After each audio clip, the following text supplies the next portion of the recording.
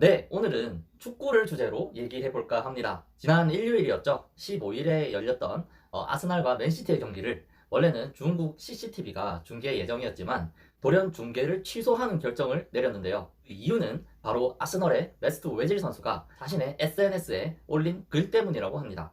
이 글 때문에 축구 중계는 물론이고 웨질 선수의 팬클럽까지 폐쇄되면서 포털 사이트에는 기사마다 각종 악플로 가득했다고 합니다. 또한 유니폼을 찍거나 불태우는 사진까지 게시되었다고 하는데요. 도대체 웨질이 어떤 글을 올렸길래 중국과 중국 국민들이 이런 반응을 보이는지 한번 알아보고자 합니다. 웨질은 지난 13일 자신의 페이스북, 트위터, 인스타그램 등에 터키어로 중국에서 쿠란이 불태워지고 모스크는 폐쇄되고 있으며 무슬림 학교도 금지당했다. 종교 학자들은 하나씩 살해되고 있다. 그리고 위구르족들은 박해에 저항하는 전사들이다 등의 내용을 올렸습니다. 터키계 독일인인 웨질이 중국의 신장 위구르 자치구 내의 집단 수용소를 비판한 내용인데요. 터키계인 웨질이 어떤 이유로 이렇게 비판을 하고 중국을 디스하였는지, 또 중국은 왜 이런 반응을 보이는지 중국의 입장에 대해서 한번 얘기해 볼까 합니다. 우선 웨질이 옹호하고 있는 위구르족에 대해서 알아봐야겠죠.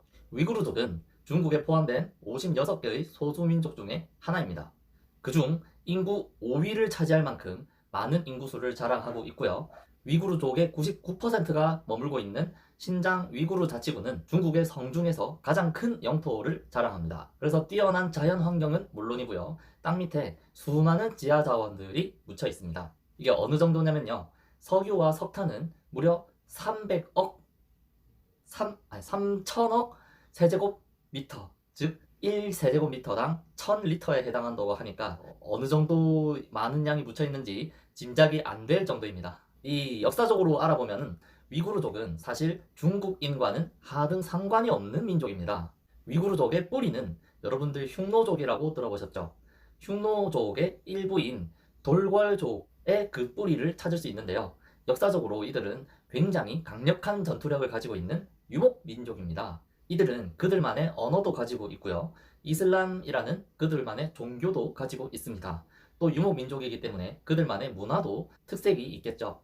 외모 또한 서양인과 거의 흡사하기 때문에 외모, 문화, 언어, 종교 모든 면에서 중국인이라고 하기 힘들 정도입니다. 이들은 역사적으로 강한 전투력을 가지고 있었지만 흥망을 거듭하다가 청나라 때부터 중국의 영토에 합병되게 되면서 지금의 신장 위구르 자치구로 남게 되었습니다. 아무래도 위구르족의 입장에서는 강제로 지배당하는 느낌이 클 뿐더러 독립에 대한 열망이 강력하겠죠. 전 세계가 중국을 비난하고 있는 이유는 단순히 중국이 위구르족을 강제로 지배하고 있기 때문만은 아닙니다. 바로 중국의 위구르족에 대한 인권 탄압이 문제가 되기 때문인데요. 미국 의회에서는요. 위구르족 탄압에 대한 위구르 인권법을 통과시켰다고 합니다. 바로 중국의 위구르족에 대한 인권 탄압과 문화 학살, 그리고 각종 잔인한 행위가 벌어지는 재교육 수용소라는 곳 때문인데요. 재교육 수용소.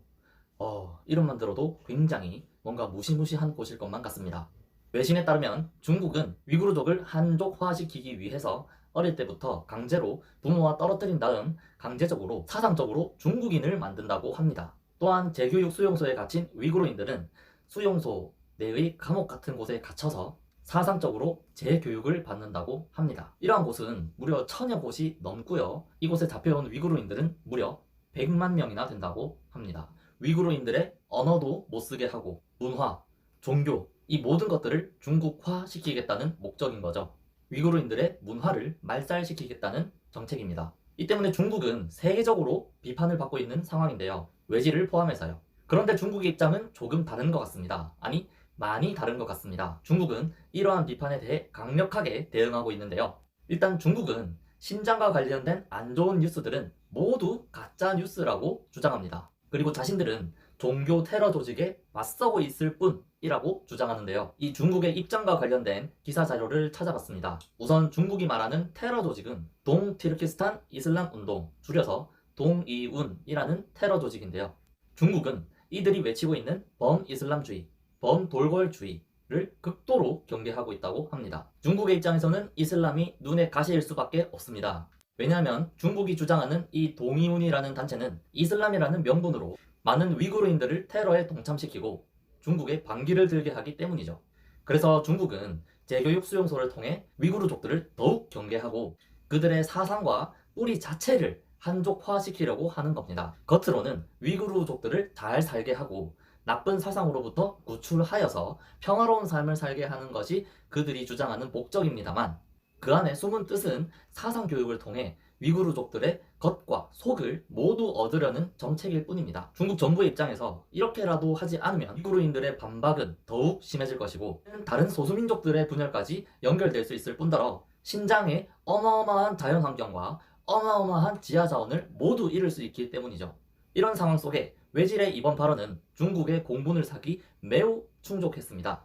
그렇다고 하지만 고작 일개 축구 선수가 이런 발언을 좀 했다고 해서 중국 정부와 중국 국민들과 중국 외무부까지 이번 사건에 개입하는 것을 보면 중국이 어느 정도로 위구르 문제에 대해 적잖이 찔리는 점이 있다고 볼 수 있겠습니다. 중국의 스트레스가 이만저만이 아니겠습니다. 과연 중국과 외질은 어떤 행보를 걷게 될까요?